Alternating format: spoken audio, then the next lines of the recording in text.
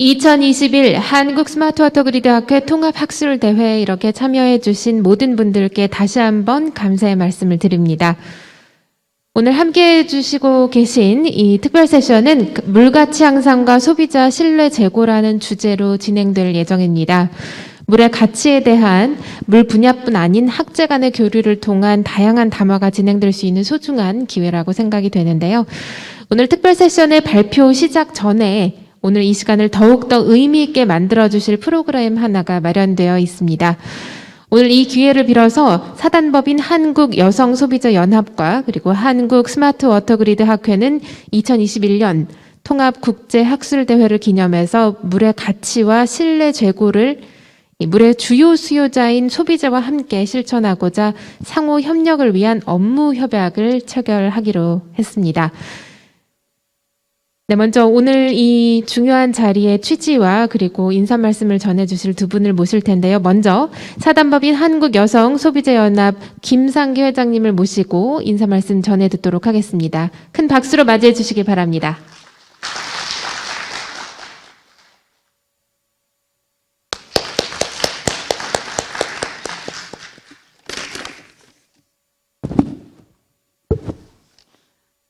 마스크를 벗고 하겠습니다. 안녕하십니까. 한국여성소비자연합 회장 김상기입니다. 엊그제 입동을 지나더니 겨울에 한 걸음 더 다가선 느낌이 듭니다. 물의 가치는 아무리 강조해도 지나치지 않을 정도로 중요한데 이렇게 훌륭한 학회와 함께 본회가 소비자를 대상으로 물의 가치의 신뢰 제고를 위한 한 걸음을 내딛게 되어 더없이 영광으로 생각합니다. 오늘 양 단체 간의 자율 협약을 통해 앞으로 한국 스마트 워터 그리드 학회에서 발전하는 물 관련 기술을 저희에게 알려주시면 저희는 소비자들에게 이를 알리고 실생활에 적용할 수 있는 기회를 만들 수 있도록 협력할 것입니다. 저희 여성소비자연합은 소비자를 대상으로 물의 가치를 알리는 교육과 홍보 활동을 펼치고 한국 스마트 워터 그리드 학회에서 물 기술 발전을 선도하는 역할을 함으로써 양자 간의 시너지 효과를 낼 수 있으라 기대됩니다. 오늘을 시작으로 4차 산업혁명 시대에 스마트한 물관리 기술이 전문가적인 측면에서의 논의에 머물지 않고 대국민 이해를 끌어낼 수 있는 계기가 오늘 자율협약을 통해 이루어지게 된 점을 다시 한번 영광으로 생각합니다. 이런 기회를 주신 한국 스마트 그리드 학회 최계훈 회장님과 그동안 애써주신 사무국에 진심으로 감사드립니다. 감사합니다. 네, 고맙습니다. 네, 다음은 한국 스마트워터그리드 학회 회장님이신 최계현 교수님 모시고 인사 말씀 전해 듣도록 하겠습니다. 큰 박수로 맞이해 주시길 부탁드립니다.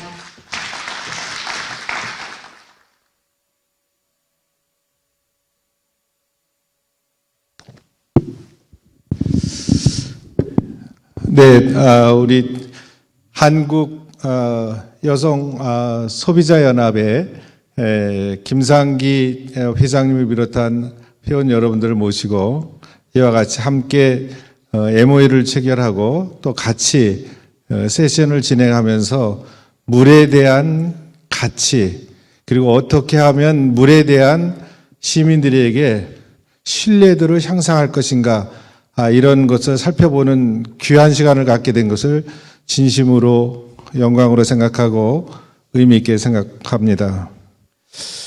사실 아마 한국여성소비자연합과는 제가 오랜 인연이 있습니다. 제가 한국수자원공사 사장을 할 때 그 당시에 한국수자원공사와 그리고 국민들 그리고 NGO들 간의 관계들이 그다지 이렇게 좋지 못할 때였습니다. 어떻게 하면 우리 물을 관리하는 그런 기관인 한국수자원공사가 시민들과 함께 물 문제를 같이 고민할까를 많이 고민했었는데 그때 우리 한국여성소비자연합과 저희들이 수돗물에 대한 신뢰를 향상하기 위한 같이 노력하자 이런 역할을 했고 우리 여기 현재 독고석 교수님이 계시고 우리 최승일 교수님 계시는데 현재 그 수돗물 시민 네트워크가 그때 이제 여성 소비자 연합 그리고 또 환경운동 연합 그리고 여러 단체와 그리고 환경부 한국수자원공사가 합해서 그것이 시작되게 되었습니다. 지금은 이제 후임 이사장이신 우리 최승일 이사장님이나 현재 이사장이신 우리 그렇죠 독고석 이사장님 수돗물 그 시민 네트워크를 굉장히 많이 발전시키는 것을 제가 지상을 통해서 많이 듣고 있는데 그런 것들이 현재 MOU를 체결하는 한국 여성 소비자 연합과 같이 역할을 통해서 시작이 됐다. 그래서 많은 의미가 있다 이렇게 말씀을 드리고 이제 저희 이 학회는 스마트한 물 관리를 통해서 정확한 정보를 소비자들에게 드리고 또 관리를 아주 적절하게 잘하자는 그런 의미로 이어왔던 학회가 만들어져 있습니다. 그래서 이러한 스마트 물 관리를 통해서 물에 대한 가치를 어떻게 더 향상시킬 것이냐, 그를 통해서 이제 이런 물을 관리하는 기관과 소비자 간 모든 정보를 같이 공유하면서 소비자의 신뢰를 향상시킬 것인가, 이런 부분에 대해서 오늘 김상규 회장님과 같이 통하는 이런 MOU를 통해서 우리 학회와 훨씬 더 깊은 관계를 통해서 진전을 이룰 것을 저는 확신하고 있습니다. 다시 한번 이와 같은 기회를 허락해 주신 김상규 회장님 그리고 회원 여러분들 그리고 우리 학회의 회원 여러분들께 깊은 감사의 말씀드리면서 의미 있는 MOU가 되기를 다시 한번 기대합니다. 감사합니다. 네, 고맙습니다, 회장님. 네, 오늘 두 기관의 뜻깊은 협약을 위해서 두 대표님을 연단으로 다시 모셔야 될 것 같은데요. 네. 두 기관의 회장님께서는 무대 위로 올라와 주시길 부탁드립니다.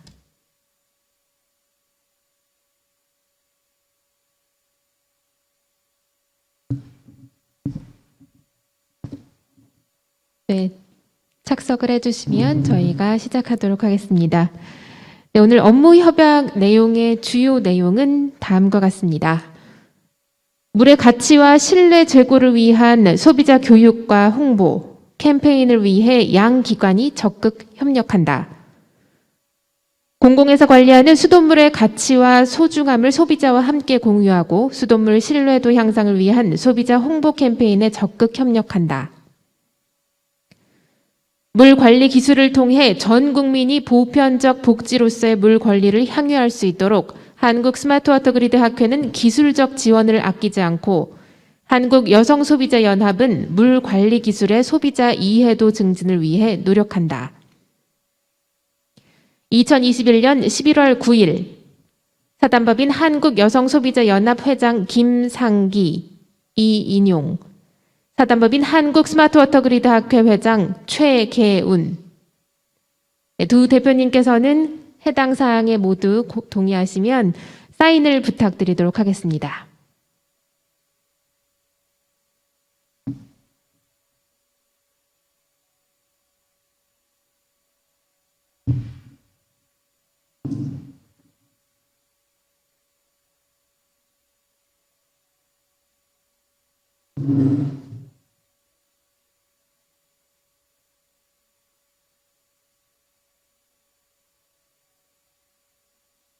네, 양 기관에서 모두 사인을 해주셨습니다. 이 뜻깊은 협약에 그 의지를 다지기 위해서 두 분 일어나셔서 악수를 해주시고 그리고 한번 협약서를 보여주시면 감사하겠습니다. 네, 잠시 사진 촬영하도록 하겠습니다.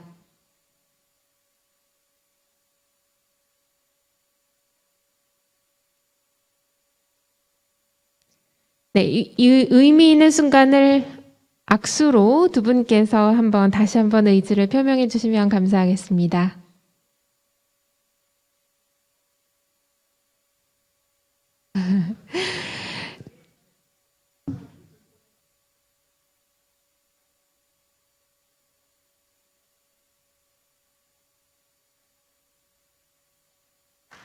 네, 큰 박수로 환영해 주시기 바랍니다. 네, 공공재로 인식되어 있는 물은 실제로 우리가 알고 있는 모든 분야와 주체, 그리고 이해관계자들이 날실과 시실로 얽혀 있듯 연계되어 있습니다.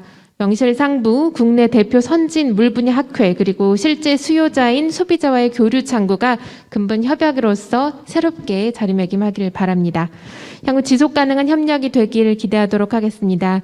두 회장님께서 오늘 협약 이후로 더욱더 긴밀하게 소통해 주시길 부탁드립니다. 네, 이렇게 해서 오늘 특별 세션의 첫 번째 순서로 두 기관의 그 업무 협약 체결로 시작을 했습니다. 네, 다음은 특별 세션 물가치 향상과 소비자 신뢰 제고의 주제로 발표가 이어질 예정입니다. 잠시 장내 정리를 하고 바로 시작하도록 하겠습니다.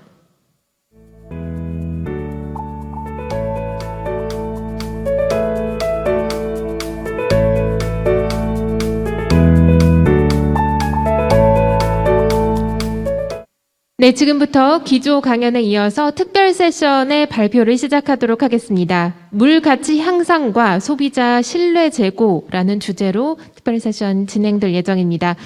먼저 류건홍 국민생각 고문 변호사님께서 수돗물과 물 인권 그리고 수리권에 대해서 발표해 주시겠습니다. 큰 박수로 무대로 모시도록 하겠습니다. 고맙습니다.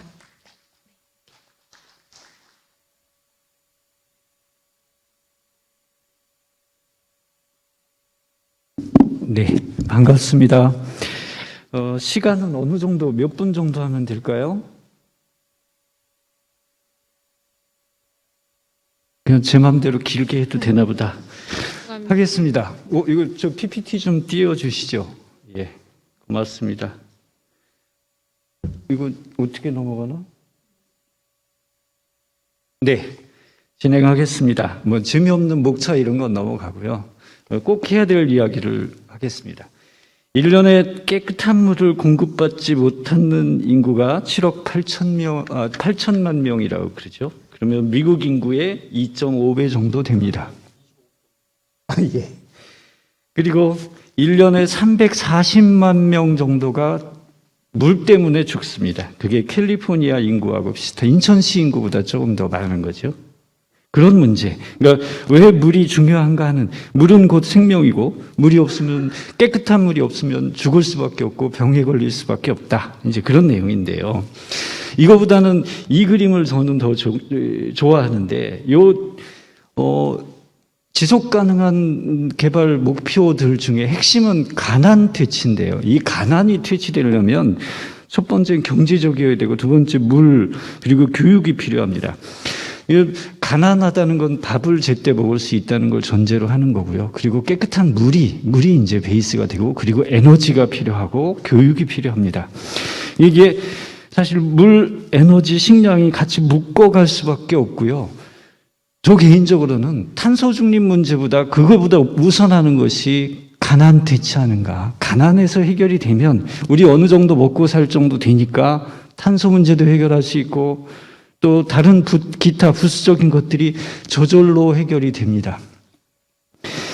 이 문제는 선진국들이 해결해 줘야 되는 게, 아프리카나 아시아에 못 사는 나라들이 가난을 퇴치시켜주면 탄소, 석탄을 덜 쓸 수도 있고요. 또 병에 덜 걸릴 수도 있고 그렇습니다. 이제 이거에 우리가 더 집중을 해서 추구해야 될 가치가 무엇인가 하는 부분에 대해서 간단히 말씀을 드렸고요. 물은 얼마나 중요하냐면, 우리는 산업혁명 하면 석탄을 이야기하는데 그렇지 않습니다. 석탄보다 먼저 이렇게 물, 수차죠. 이걸 이용해서 요 강 옆에 방직 공장들이 들어섰고, 즉 석탄의 산업혁명 이전에 물을 중심으로 하는 산업혁명들이 먼저 일어났습니다. 영국에서부터. 그건 무엇을 의미하냐면, 물에 관한 갈등, 수자원의 중요성이 이때부터, 물론 그 전부터 있었지만 훨씬 더 중요해졌다라는 말씀이고요. 물을 둘러싼 국제적인 갈등입니다. 인류의 역사는 물의 갈등과 같이 하죠. 그러면 우리나라는 안 그러냐? 남북 간에도요, 사실 임진강, 북한강 두고 싸울 수 있습니다. 보댐 가지고 용담댐, 전라북도와 충청남도 갈등을 일으킵니다. 우리가 별로 관심 없는 것 같지만 전쟁의 원인이고 지역 간, 국가 간 갈등의 원인이 다 물 때문에 이렇습니다. 그러면 우리는 그냥 비 오니까 오늘도 비가 많이 오지만 물은 비 온다라고 생각을 하지만 자, 요 그림에서 보시면 이렇게 순환을 하죠. 이 물이 이렇게 순환한다. 이건 너무도 다 잘 아실 텐데 그러면 저는 늘 이 질문을 합니다. 그러면 하늘에서 뚝 떨어지는 요 물 한 방울 요게 누구 거야? 하는 질문을 합니다. 그게 이거죠. 물은 누구의 것인가? 대부분 그렇게 생각할 거예요. 뭐 국가 것이지. 글쎄요. 그러면 요 물방울이 떨어지는 요 땅 주인 것이야? 글쎄요. 우리 헌법에는, 우리 법에는 사실 명확한 답이 없습니다. 물은 누구의 것인가? 왜냐하면 분쟁을 해결하는 제일 쉬운 방법이 누구 건지를 해결하면 그 사람 거니까 그거 보호해 주면 되는데 이 부분이 불분명합니다. 그리고 물이 부족하면 하필이면 요즘에 이제 기후변화 때문에 강수 패턴은 변하지만 절대적 강수량은 늘어서 물이 부족한 나라들은요, 특히 미국의 텍사스나 호주의 빅토리아 같은 경우, 호주 같은 경우 수자원을 국유화했습니다. 국가 걸로 만들어 버렸어요. 그러면서 국가가 통체적으로 관리를 합니다. 근데 우리는 물이 누구 건지도 정확하지가 않고 수자원 국유화를 할지 말지 논의도 되지 않고 있습니다. 그러면 국가가 만약에 국가가 관리한다면 어디까지 할 것인가? 물이 이제 되게 미국뿐만 아니라 영국, 전부 선진국들이 이렇게 합니다.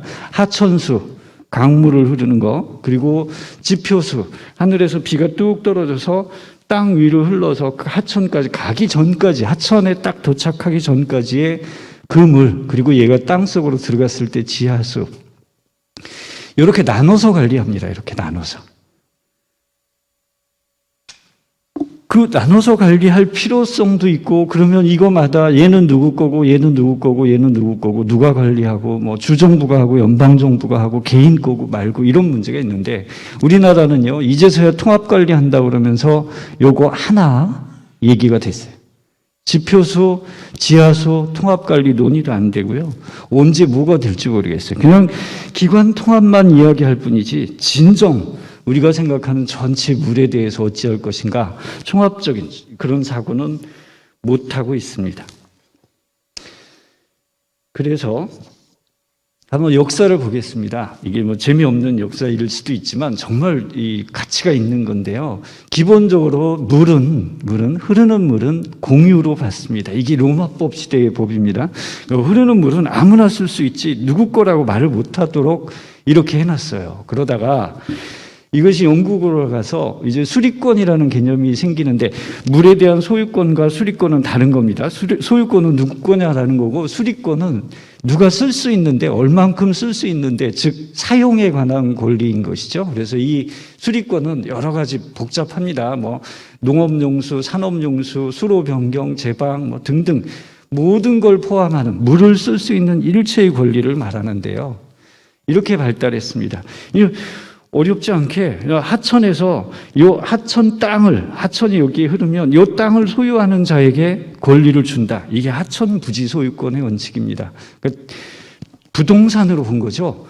땅 소유자에게 물에 대한 권리도 줘버린 겁니다. 그러다가 아까 그림에서 보는 것처럼 영국에서 산업혁명이 있으니까 땅 소유자만 물을 써? 그건 아닌데? 그래서 소유권과 물에 대한 사용권을 끊습니다. 그러면서 먼저 사용한 사람에게 권리를 주자. 이게 선행 사용권이고요. 이때부터 이제 소송이 발생하고 선점의 원칙은 이게 더 미국에 가서 미국 서부에서 금 캐다 보니까 물이 중요하다 보니까 이 물 때문에 분쟁이 생기면서 미국에서 이런 결정을 만들어냅니다. 땅 주인 것도 아니고 공유도 아니고 그 물을 먼저 쓰는 놈이 임자다라고 해서 선점의 원칙이 발생합니다. 우리나라는 이런 역사가 발달을 못한 거죠. 이런 역사가 없다 보니까 우리 법은 이래 되어 있습니다. 공유하천 용수권, 하천 땅하고 관계가 없어요. 그냥 공유하천은 끌어쓸 수 있다. 그 정도 규정만 있어요. 관행수리권도 있습니다. 근데 이거는 하천 부지 땅하고 관계없이 저 멀리 있는 것도 끌어다 쓸 수 있어요. 관행만 있으면.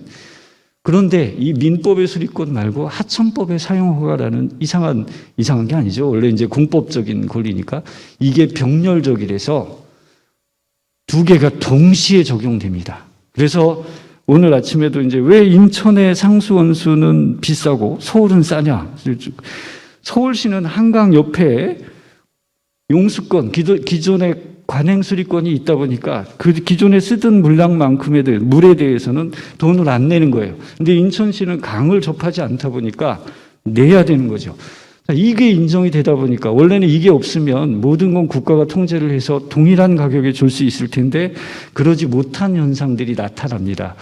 이 권리, 민법의 수리권과 하천의 수리권이 양립하기 때문에 나오는 겁니다. 요즘에 이제 수리권 변화가 발생하는데요. 환경 문제, 기후 변화 문제, 이런 것들이 이제 이 중요한 원인이고요. 그리고 물을 봉익임선달처럼 공짜가 아니라 물도 경제적 가치가 있다. 그리고 최근에 이겁니다. 오늘 좀 말씀을 드릴게 인권적인 접근을 드디어 시작하고 있습니다. 그러면 우리나라는 뭐 인권적 접근이 뭐가 필요한데 그 말씀 좀 이따 드리겠습니다. 기본적으로 이렇게 새로운 수리권이 발달하다 보면 무슨 문제가 발생하냐, 뭘 해결해야 되냐면 지표수, 지하수, 댐수를 포괄하는 이것이야말로 정말 통합적인 물 관리 체계입니다. 두 번째, 수리권이 주어지면 이거 재산적 가치가 있는 권리인가 아닌가 논의가 될 듯 말 듯 아닌 듯 되는 듯 애매한 부분입니다. 그리고 누가 이 물을 관리하고 배분할 것인가? 기본적으로 국가라고 생각하시는데 아까 말씀드린 것처럼 민법에 수리권이 있는 이상 그 개인도 주체가 돼버리는 거죠. 물값은 어떻게 산정하는가? 수자원 국유화할 것인가 말 것인가? 그리고 물인권적 접근을 어디까지 할 것인가? 보편적 서비스라는 표현은 그냥 간단합니다. 어느 지역에 살든 산속에 살든 섬에 살든 통신으로 얘기하면 내가 걸어서 5분 안에 전화기가 있어야 되는 거고요. 에너지, 전기가 공급이 되어야 되는 거고요. 물도 내가 걸어서 5분 안에 또는 수도 또는 적정한 양의 물에 대한 이용이 현실적으로 보장이 되어야 된다. 그런 건데요. 케이스도 있습니다. 근데 일단 물인권에 대해서 이 메카프레이라는 교수가 주장을 하면서 왜 물인권, 다른 인권을 이야기하면서 물에 대한 인권을 이야기하지 않는 게 이상하다. 그래서 주장을 합니다. 그리고 그 주장이 유엔에서 받아들여져서 이렇게 물 인권에 관한 물과 이제 위생이죠. 이거에 관한 인간의 권리가 2010년 8월 3일 날 선언은 됐습니다. 유엔 결의는 됐지만 사실 이게 법적으로 구속력이 있는 건 아니고요. 그런 것들이 인정이 되고 있고 물인권은 그럼 어떤 내용이냐? 이 자유권이라는 건 내 자유의 영역이라서요. 국가가 내가 물을 쓰든 말든 간섭하지 말아 하는 것이고 청구권적인 내용은 수량, 일정한 양에 대해서 깨끗한 물을 그리고 물리적으로 가까운 거리에서 싸게 아무나 다 차별 없이 그리고 이 물에 대한 정보를 보장받는 이런 내용으로 물인권이 지금 발달을 해 있고 어느 정도 정립이 돼 있는 상태입니다. 그러면 이 물인권이 발생하면 어떤 문제가 되느냐? 이게 커지면 기존에 말씀드린 하천부지 소유권, 선점의 원칙 이게 다 깨집니다. 하천 부지를 가지고 있다고 물을 먼저 쓸 권리가 없는 거죠. 왜냐하면 인권적 차원에서 너 말고 다른 사람, 모든 사람이 보편적으로 물을 쓸 수 있어야 되니까 권리를 뺏깁니다. 선점의 원칙도 뺏깁니다. 등등. 이런 문제가 다 깨져서, 결국에는 보편화되는 아무나, 그게 이제 어느 기준을 정할지 뒤에 이제 말씀드릴게요. 그 기준의 문제일 뿐, 이제 같이 써야 된다는 거죠. 그리고 법제도가 바뀔 수밖에 없고요. 이런 게 따라서 그리고 정부 예산 뭐 이런 것도 결국엔 다 변할 수밖에 없고요. 여기 이제 제가 말씀드리는 그 케이스입니다. 이게 남아공인데요. 디테일하게 그냥 헌법에 써 있는 겁니다. 남아공 헌법에 모든 사람은 충분한 물 그리고 충분한 식량 그리고 물에 대한 접근권을 가진다라고 헌법에 써놓고 몇 리터를 하루에 몇 리터씩 또는 한 달에 어느 정도의 물을 쓸 수 있다. 그걸 국가가 무상으로 보장한다라는 헌법 차원의 물인권이 들어간 나라입니다. 특이한 경우죠. 근데 그만큼 물이 없는 나라입니다.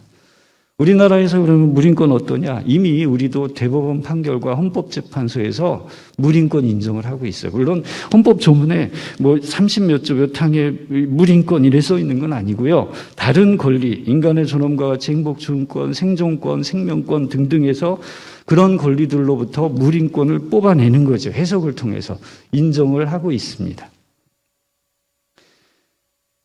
그래서 이제 다 왔고요. 결론은 이겁니다. 우리도 수자원 정책 방향을 바꿔야 되는데요. 인권적 접근을 할 수밖에 없다. 그래서 물관리기본법 안에 지금 제정됐지만요, 물의 공공성, 균형 배분, 이용자 부담의 원칙 이런 게 들어가 있습니다. 인권적 차원의 해석 근거이기도 합니다. 그리고 두 번째는 이 물인권은 아까 말씀드린 것처럼 수질이 어느 정도 보장이 되어야 되는데요. 믿을 수 있는 상수도, 퀄리티, 물의 퀄리티 부분이 있고요. 또 하나는 이제 인구 감소가 우리가 심각한데 보편적 서비스라면 말씀드린 것처럼 저 산속에 살든 섬에 살든 어느 정도 인간이 살 수 있는 정도의 물은 공급해줘야 된다. 이게 이제 문제가 되는 것이, 그러면 거기까지 수도를 깔냐 아니면 뭐 수차가 들어갈 것이냐, 그런 재정 배분의 문제, 거기까지 해줘야 되느냐 하는 문제, 어디까지 해줘야 되느냐 하는 정책적 차원의 문제가 발생합니다.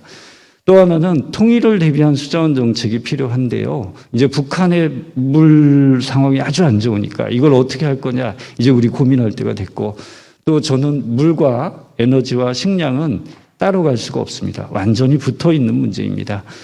물, 에너지 없으면 생산이 불가능하고요.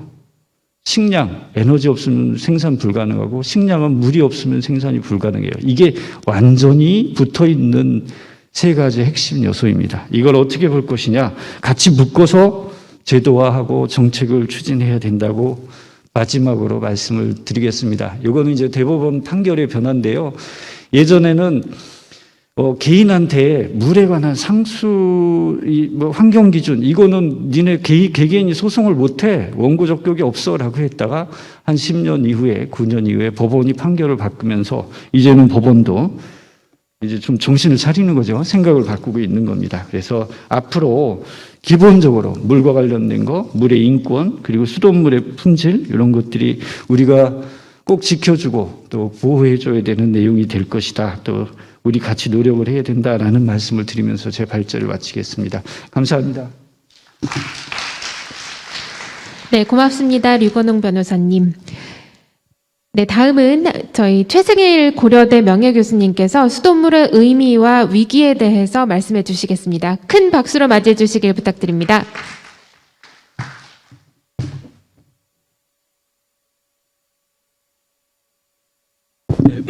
안녕하십니까. 오늘 여러 가지 좋은 자리에 또 이렇게 한국 여성 소비자 연합 회원 여러분들을 모시고 김상기 이사장님 또 우리 많은 전문가들을 모시게 된 발표를 하게 돼서 반갑게 생각합니다. 기쁘게 생각합니다.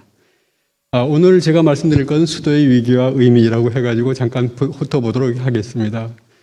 수도의 의미, 우리가 수도를 항상 지금은 수도 꼭지를 틀면 항상 수돗물이 나와요. 그러니까 수도가 얼마나 사실 우리 생활에 삶의 질에 영향을 미치고 있는가 하는 것들은 사실 거의 생각하지 않고 있는 입장이긴 하지만 옛날에 물이 안 나올 때는 이 물이 굉장히 귀했어요.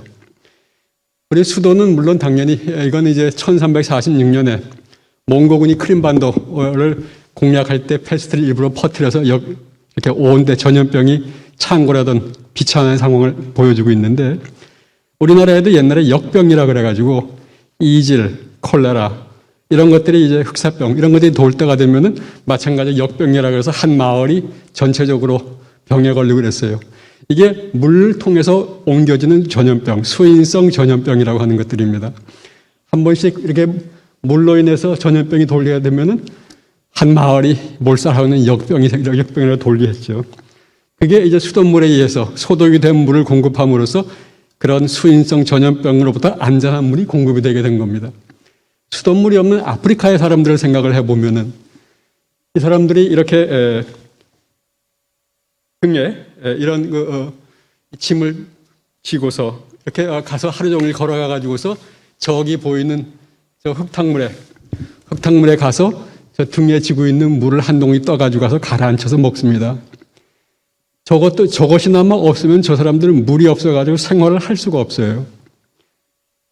케냐 레드크로스에서 온 사진입니다. 케냐의 어린애들은 저렇게 온갖 통을 다 끌고 가가지고서는 모래를 팝니다. 모래를 파다 저렇게 물이 고이면 저 모래가 섞인 물을 감아가지고 가가지고 가라앉혀서 사용을 해야 돼요. 기니아 웜이라고 하는 이 기생충인데 이게 기생충입니다. 보시는 것처럼 이렇게 쭉 잡아먹고 있는 하얀 실처럼 나오는 게 기니아 웜이라고 하는 기생충입니다. 여기 보시는 것처럼 이 기생충에 감염이 되면은 이렇게 기생충이 있는 물을 마시면은 그 기생충이 점점 몸속에 들어와서 살면서 이제 알을 깔 때가 되면은 피부 가까운 곳으로 발 있는 것처럼 옮긴다고 해요. 그럼 상당히 가렵고 따갑고 이렇게 되면은 물 속에 들어가서 발을 담그면 시원해지니까 발을 담그는 순간에 기니아 웜, 그 기생충이 발 피부를 뚫고 나와가지고 알을 깝니다. 그러면 그 물 속에 알이 까게 되고 또 그 물을 받아가지고 가서 먹은 사람은 또 기니아 웜에 걸리고 이렇게 되는 거예요. 이런 끔찍한 생활이 수도가 없는 곳에서 일어나고 있다라고 하는 겁니다. 여기 보시는 것처럼 위에 보이는 저 사진은 전 세계에서 World Life Expectancy Map이라고 그래가지고 평균 예상 수명을 나타내는 그림이고 초록색이 강할수록 초록색이 진할수록 평균 예상 수명이 긴 나라입니다. 아래에 있는 것은 전 세계에서 상하수도 서비스가 좋게 잘 공급이 되는 나라를 칠한 건데 파란 잉크빛이 진할수록 상하수도 서비스가 잘 제공되는 그런 나라입니다. 두 개를 비교를 해보시면은 상하수도 서비스가 잘 제공되는 나라의 평균 예상 수명이 길다라고 하는 것이 거의 일치되는 것을 볼 수가 있습니다. 이거는 유아 사망률인데 이 영아 사망률이라고 하는 것은 태어나서 1년 이내에 죽는 어린애 수가 1000명 중에 몇 명이냐 하는 건데 우리나라는 2020년 기준으로 2.5명 정도입니다. 이게 전 세계에서는 상당히 낮은 그런 축에 들고 있습니다. 즉 우리나라는 그만큼 상하수도 서비스가 잘 제공이 되고 있기 때문에 평균 예상 수명도 길어지고 영아 사망률도 줄어들고 이러고 있다고 볼 수 있는 것입니다. 2000년대에 들어서면서 그 세계보건기구 WHO가 얘기하기를 전 세계의 많은 어린아이들이 질병으로 고생을 하는데 만약에 상수도의 서비스와 하수도의 서비스가 제대로 잘 제공된다면은 그러한 아이들의 수많은 아이들이 고통을 받는 질병은 없을 수 있을 것일 거다라고 했고 미국의 NAS가 2000년대에 들어서면서 지난 20세기에 인류에게 가장 큰 그 영향을 준 엔지니어링은 뭐냐 그러면 상하수도의 보급이다 그렇게 했어요. 상수도가 보급이 돼가지고 수인성 전염병으로부터 안전한 물을 먹을 수가 있었고 하수도가 있어가지고서 생활에서 쓴 여러 가지 그 폐기물을 빨리 버려가지고서 병이라든가 아니면 지저분한 그 위생 상태를 개선할 수 있었다는 것. 그것이 인류의 생명을 20년을 평균 수명을 20년을 늘렸다 그랬어요. 생각해보면 페니실린의 발견이라든가 수술이라든가 여러 가지 의학적인 노력이 인간의 수명을 많이 늘렸지만 NSA에서 평가한 그 의학의 발달로 인한 인간의 평균 수명의 연장은 6.5년에 불과했습니다. 그만큼 상하수도라고 하는 것이 우리의 삶에 위생에 아주 기대한 영향을 미친다라고 하는 겁니다. 우리가 흔히 수도꼭지 틀면 나오는 수도 그것이 바로 그와 같은 큰 일을 하고 있다라고 보는 겁니다. 저는 이 세상에서 가장 저렴하고 또 중요하고 한 약이 뭐냐 그러면 깨끗한 물이다라고 생각하는 겁니다. 이거는 아까 우리 윤건영 변호사님께서도 보여준 건데 2015년에 들면서 UN에서 Sustainable Development Goal이라고 해서 지속 가능한 목표라고 해서 보면은 거기 여섯 번째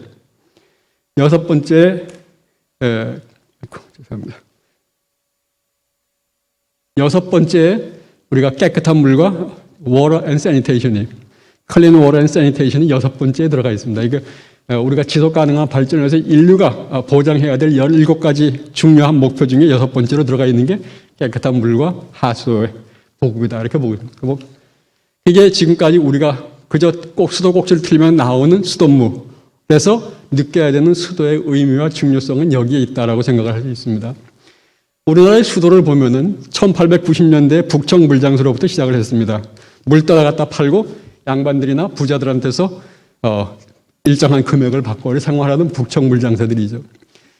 그러다가 1908년도에 최초의 수도 서비스가 개시가 되었지만 1950년대에 한국 동란으로 인해서 지상에 있던 거의 모든 시설물들은 다 파괴가 됐습니다. 그때까지 만들어졌던 수도 사업도 거의 다 파괴가 됐고 그 뒤에는 1960년대에는 이와 같이 물탱크 차에다가 물을 싣고 와가지고서 이 바가지 한 동이 한 동이씩 물을 받아가지고 가는 이렇게 해서 물을 쓰고 살았어요.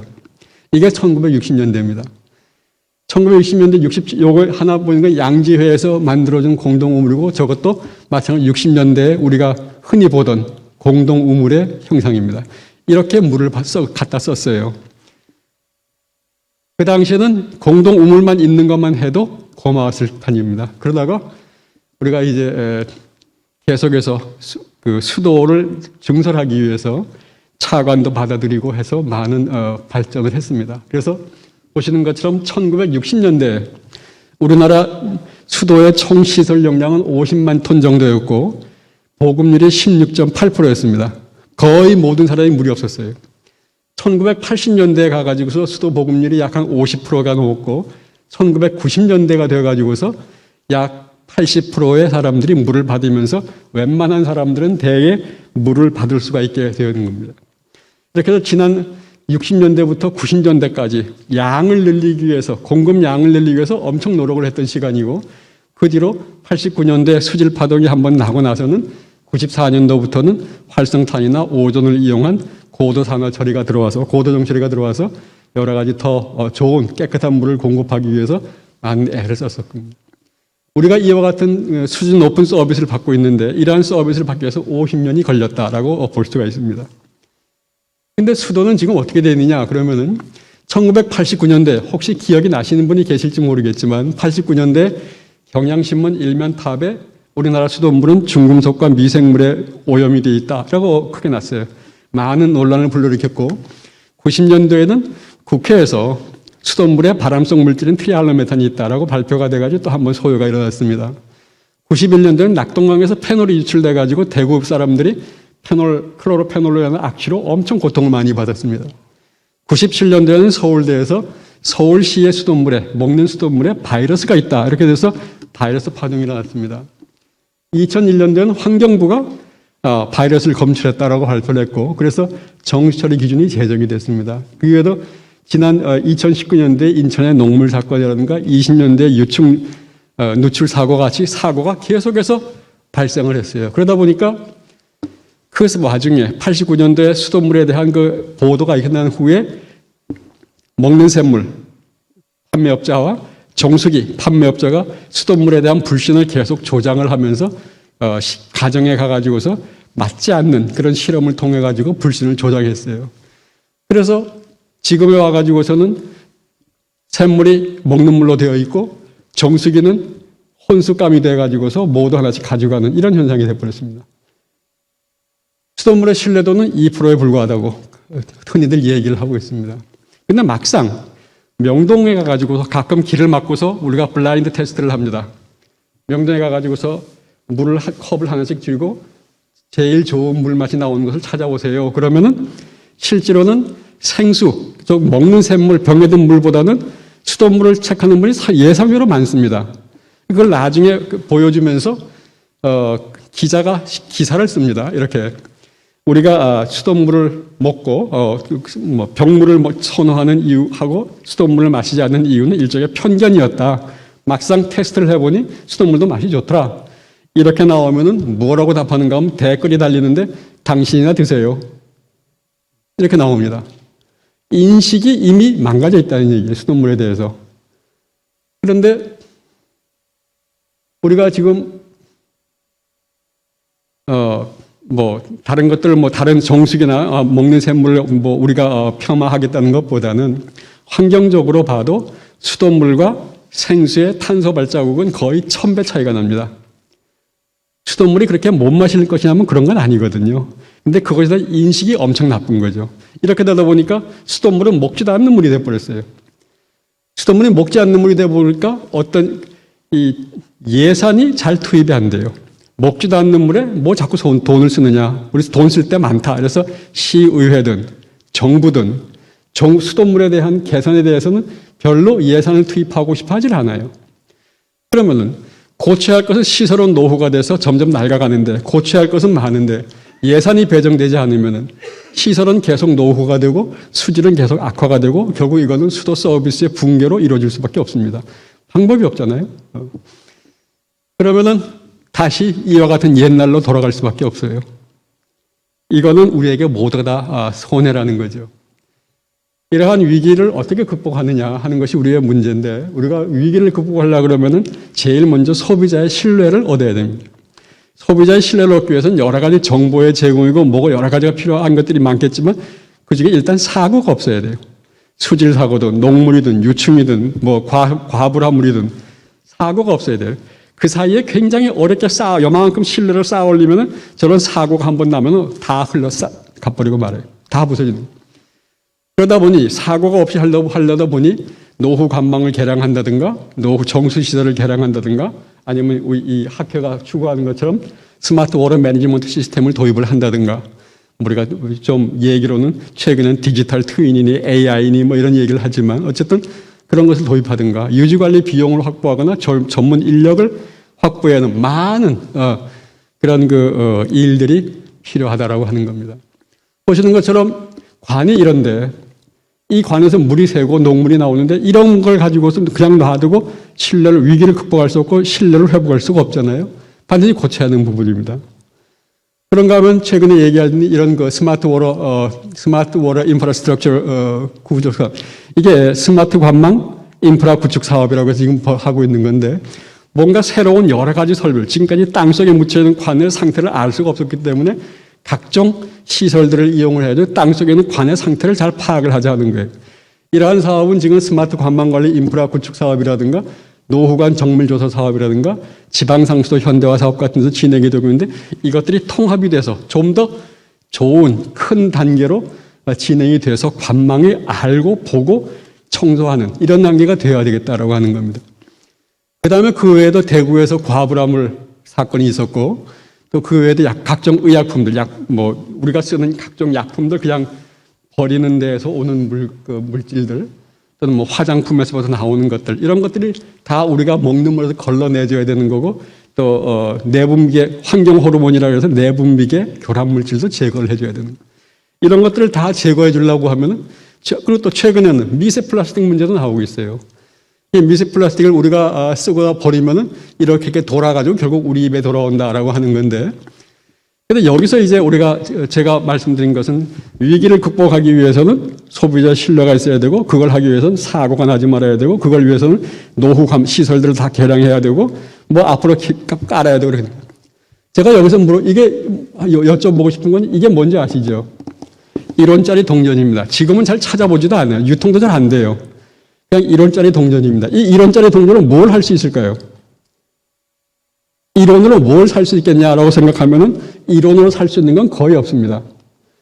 그런데 옛날에 지금은 잘 어떤지 모르지만 서울에 무슨 아리수라든가 인천의 미추홀물이라든가 이렇게 해서 담아서 공급해주는 물이 있었어요. 필요하면은.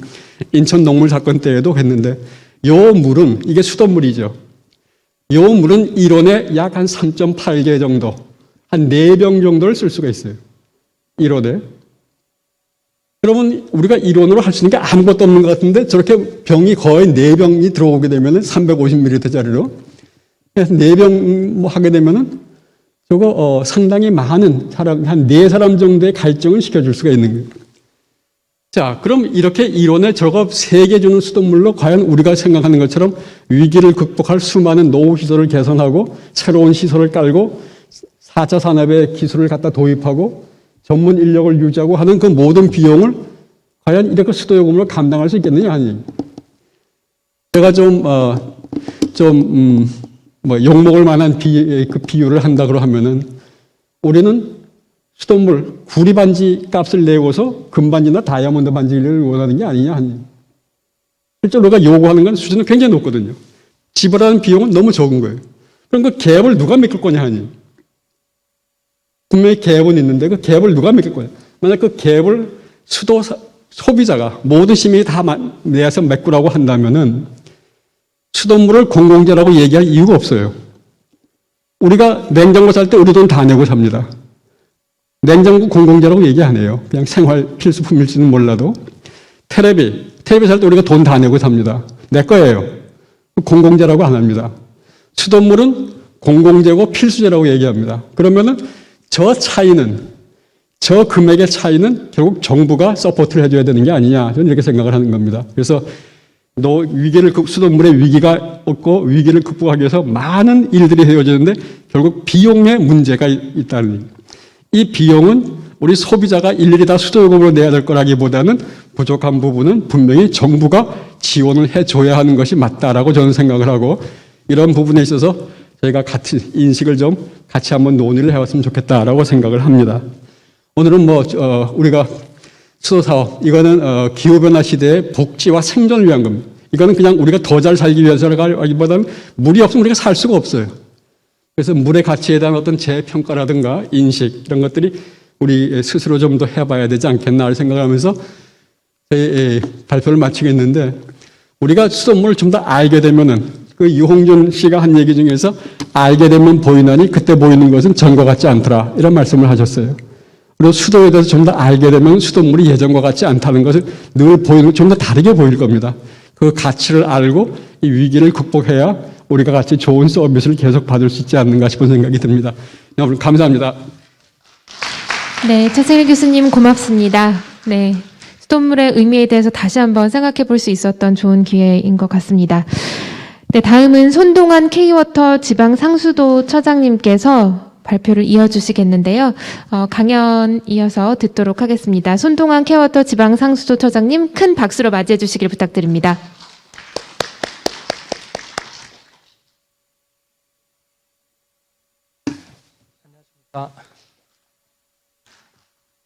K워터 지방상수도처장 손동환입니다. 먼저 앞서 발표해 주신 유건영 변호사님, 최승일 교수님 발제 내용 잘 들었습니다. 아울러 바쁜 와중에도 참석해 주신 여러분들께 진심으로 감사 말씀드립니다. 오늘 저는 도시농촌 간 물 형평성 실현이라는 주제로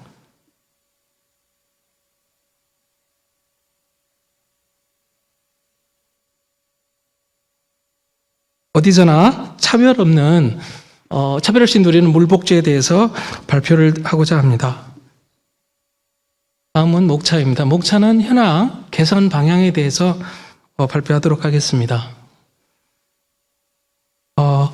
현황을 먼저 말씀드리겠습니다. 2019년 상수도 통계를 보면 전국 상수도 보급률이 97.3%인데 미연적 보급률을 보시면 78.6%입니다. 거의 한 19% 정도가 차이가 나고요.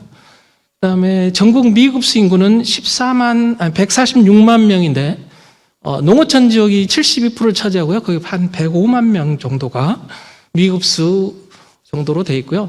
그다음에 이제 좀 걱정되는 게 앞으로 장래 군 단위 인구가 소멸될 수 있을 것으로 봅니다. 그래서 그렇게 되면 사용량이 적다 보니까 수도시설 운영이 더 영수화가 가속화돼서 악순환이 반복할 것 같습니다.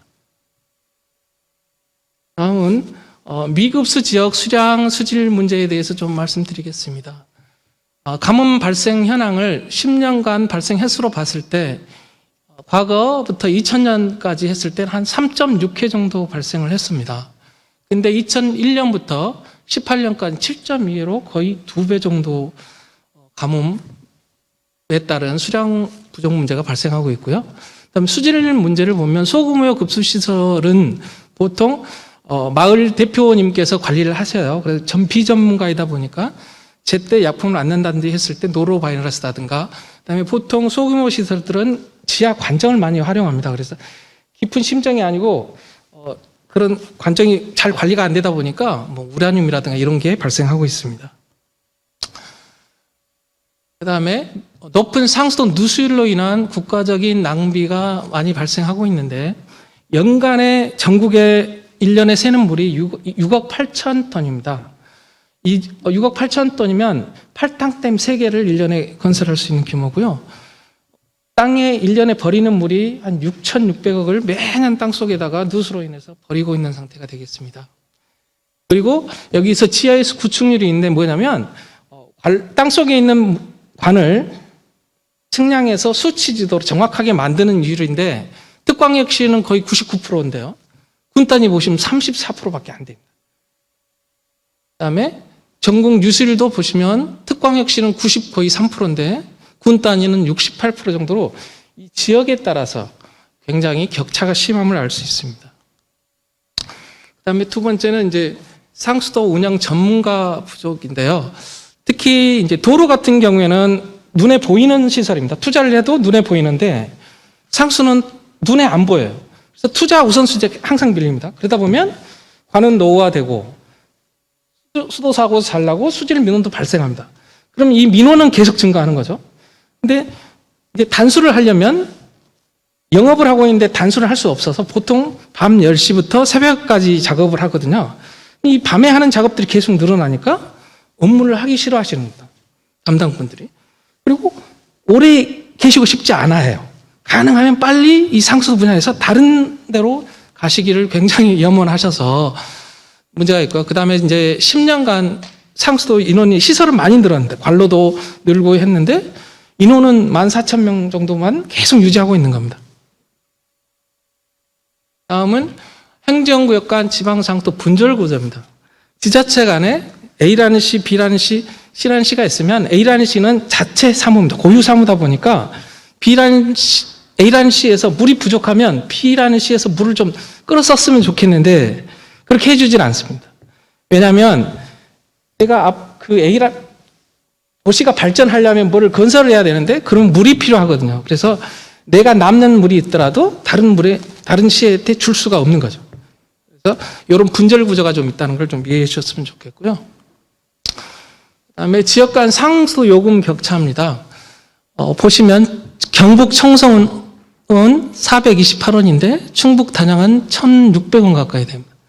3.7배 정도 차이가 나고요.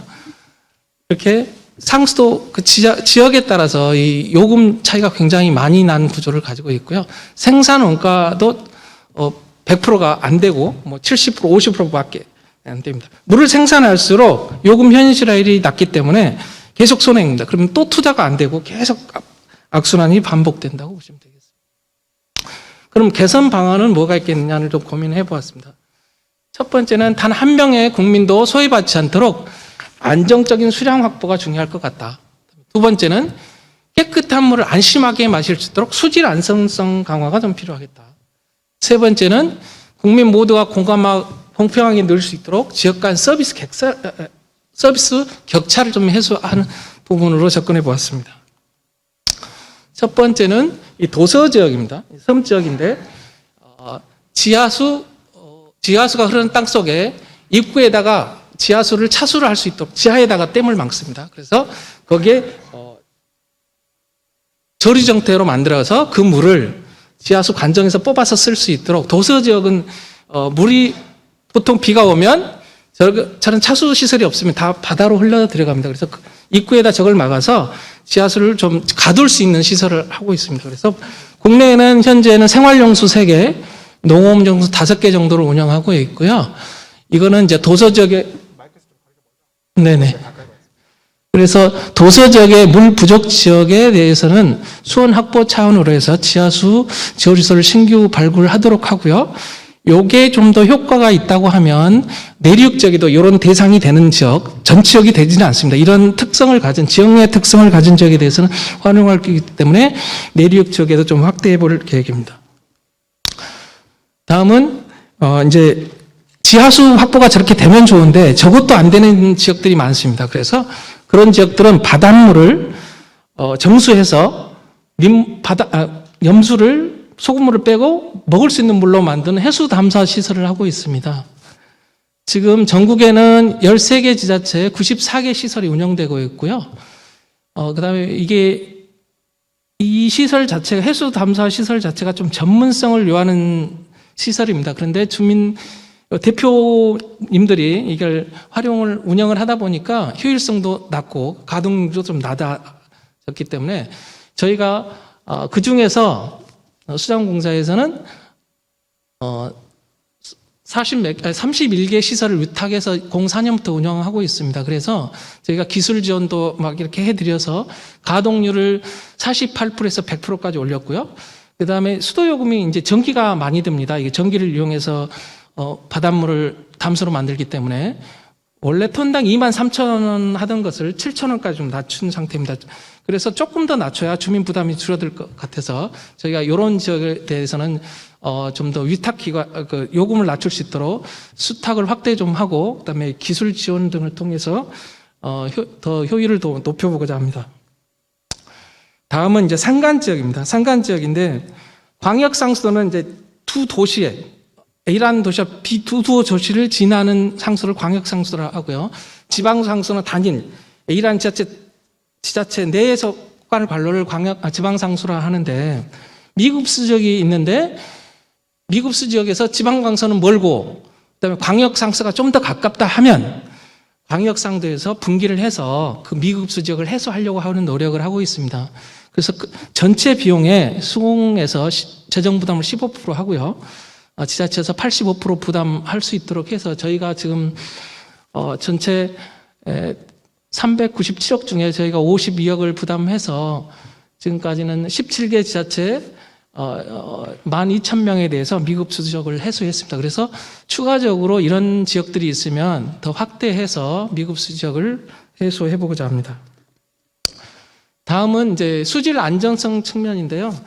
소규모 마을 상수들은 관리가 어렵습니다. 그래서 컴팩트하게 분산형 시설로 좀 해서 자동적으로 뭐 데이터가 날라오고 실시간 감시 제어가 가능할 수 있도록 분산형 시스템을 저희가 운영을 좀 하려고 합니다. 그래서 저희가 국내에는 청주 정수장에 지금 시범 설치를 운영 중에 있고요. 그다음에 외국에는 인도하고 캄보디아 쪽에 지금 운영을 해서 이게 어느 정도 효과가 나오면 이걸 좀 더 확대 적용해 보고자 합니다. 다음은 실시간 모니터링하고 이제 안심 확인제 전국 확대 부분인데요. 좀 전에 최승일 교수님께서 말씀하신 스마트 관망 사업을 지금 추진 중에 있습니다. 2000년부터 22년까지 1조 한 2천억을 들여서 배수지에서 수도꼭지까지 실시간으로 모니터링을 해서 문제가 생기면 감지하고 조치할 수 있는 시스템을 구축하고 있고요.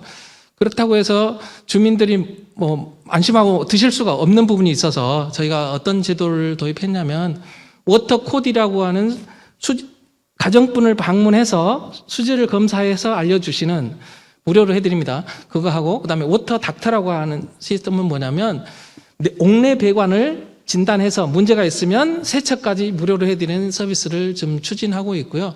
19년에는 116개 지자체를 했는데 25년까지 161개 지자체로 확대해 보고자 합니다. 다음은 이제 지역 간 서비스 격차 해소를 위해서 2019년에 환경부에서 권역별로 유역 수도 지원 센터를 만들었습니다.